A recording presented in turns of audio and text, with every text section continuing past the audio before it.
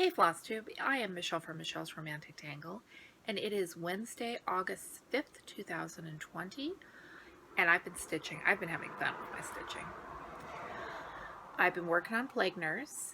I really feel like I got a lot done on her this week, and when I started her for Stitch Mania, she really didn't catch my attention. I think it was just because I was playing with these squiggles down there in the border and didn't really give myself to get time in the groove of stitching her.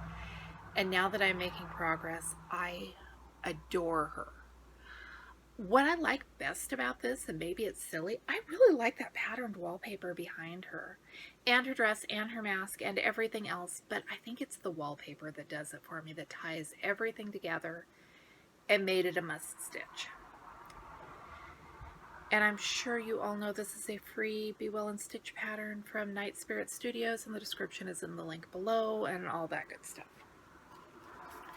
I am also working on stitching lessons, and I had forgotten how big this is. I have a tendency to focus just on what is visible in my Q-snap and in the folded up section of the pattern that I'm working on, and I always lose sight of the bigger picture. So I took them out of the Q-snaps this time around so I can show you what I'm doing.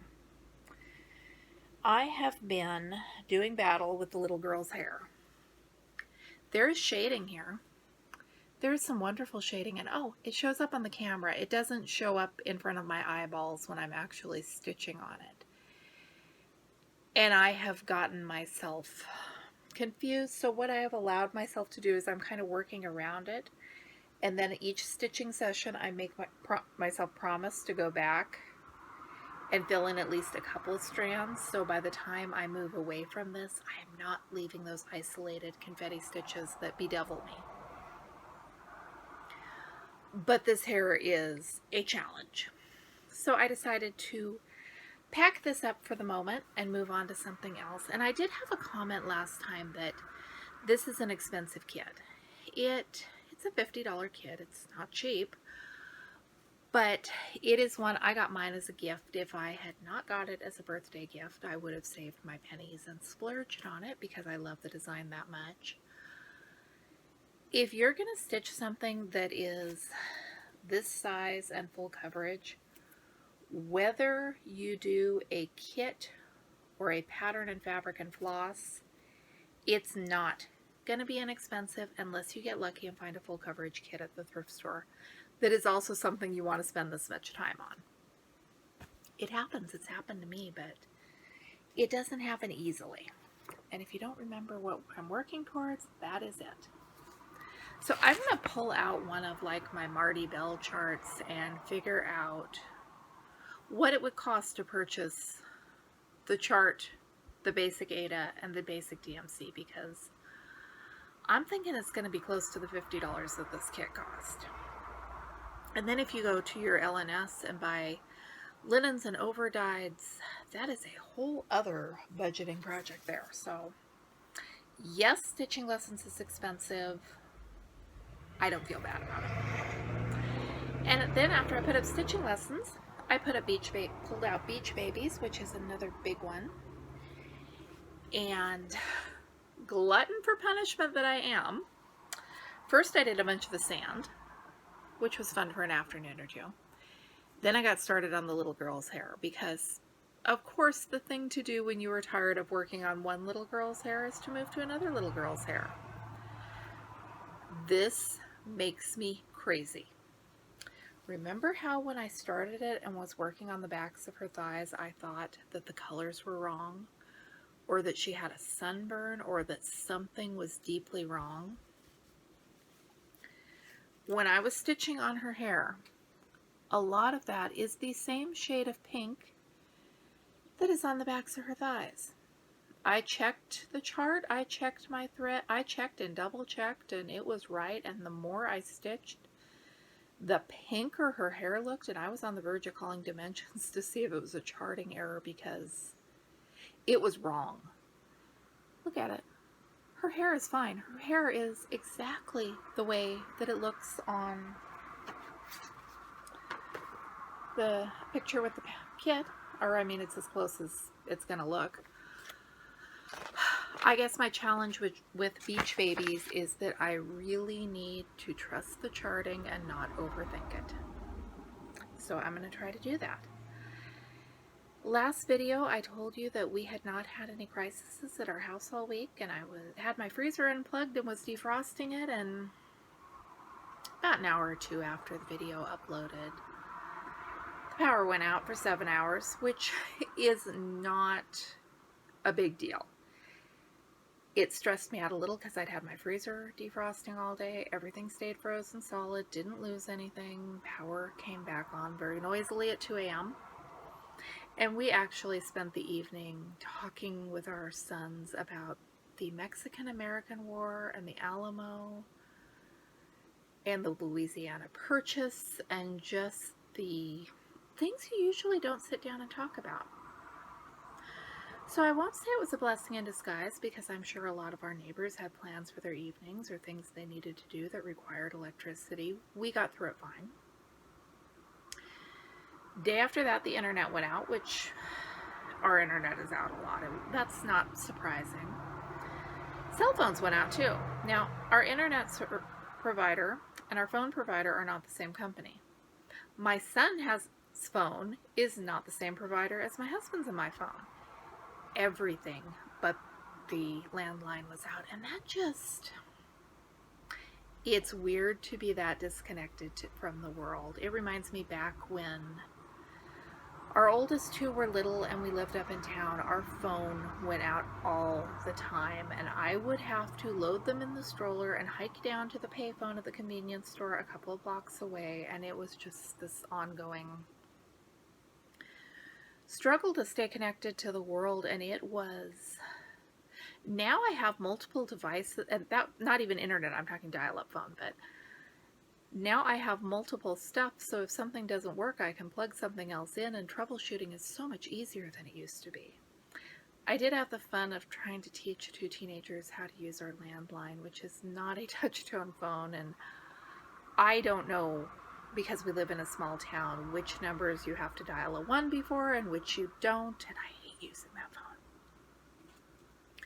It's not fun. Flosss-o-Ween, I am getting more and more excited about the idea. I went through and I pulled out all of the Halloween t-shirts that I own so I could run them through the laundry so I could wear them while I film my videos. I think I am going to aim to start mid-September, because October is always busy and a little bit iffy for us. I know I can't do a video every day, so I figure if I start in September and plan ahead, between September 15th and Halloween, hopefully I can do a bunch of stuff. And stretching out the Halloween season just seems fun to me. Let me know what you think. And I am spelling it Flosoween with the hyphens, because that seems like an old-fashioned way to do Halloween, and I like it. Let me know if you're going to do videos too. I think it's going to be fun.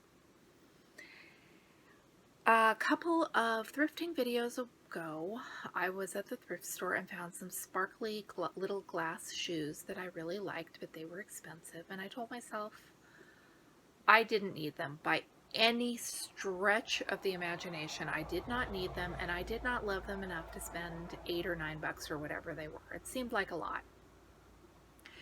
So I commented in the video, I'll be patient. One will turn up at an estate sale, or it won't. Either way, I'll be fine. Look what I found at an estate sale.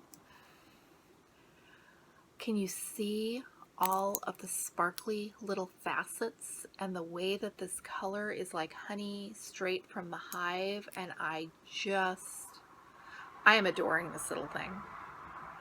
The ones at the thrift store were blue and green, I think. They were not this color. And when I found this color at the estate sale, it didn't scream to me from across the room. But at the same time, I had promised myself that if I found one, I could get it, and it was only $1. So I am loving it. I am putting orts in it, and it is a perfect depth to keep my seam ripper and a pen in. So this is my new treasure that I'm happy about. Apparently this is Fenton, and these things are collectible, and I have no idea. There are a lot on Etsy. So I'm happy I found it. If I find more at estate sales and I like them, I might pick them up. But it's not the start of a big aggressive collection, because I don't collect aggressively. if I find what I want at an estate sale and it's inexpensive, I am happy. I'm like a little magpie pack rat. The world is full of inspiration right now.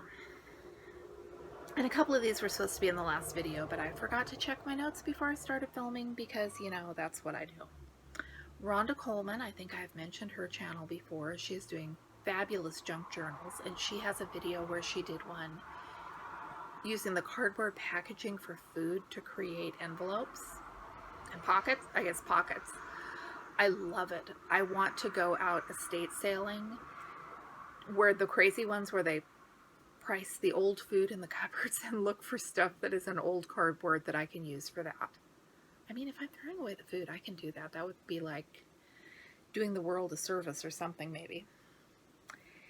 Then and There is a channel, and she did a men's wallet junk journal, and she took an old leather men's wallet, inserted a photograph and some other photographs. Basically, it was like a fictional account of a stranger's life. It's neat. And as I was watching it, I got thinking about my grandfather, who served on a aircraft carrier in World War II, and how I could do something like that, but instead of cobbling together unrelated things, I could do it with my grandfather's story. They took pictures of every house they ever bought, and oh my, they bought a lot of houses, and their cars, and so I could go through it and I could really make copies of the family photos, and I think I could do something with that. And I have the perfect thing to put it in, and it is going on my list of things I am excited about starting when I have some time. Tammy Owen has a YouTube channel that she just started posting to. During quarantine, she has been making little tiny dollhouses out of popsicle sticks. They're amazing, and you should go look at them and swoon. And oh, did I tell you they're fully furnished? It's not just a little house. It's a little house with a kitchen and a bedroom and a bathroom and all the stuff. She has one video where she did 2 dollhouse scale pianos. So these are the kind you put in your regular dollhouse. But you flip open the back, and each one of them, inside the back behind that panel, has a 9-room fully furnished dollhouse. I'm so inspired by her, so impressed by her. And if you like little tiny houses, you should go look at her stuff. I am sure everybody has already seen Bendy Stitchy's Cross Stitch Junk Journal. If you haven't, you need to go look at her flip through, because again, I am inspired and impressed and making plans for that future time, which I'm gonna have. It'll happen. I'm not gonna know when it'll happen, and I need to be ready to jump on it when it does happen, but it'll happen.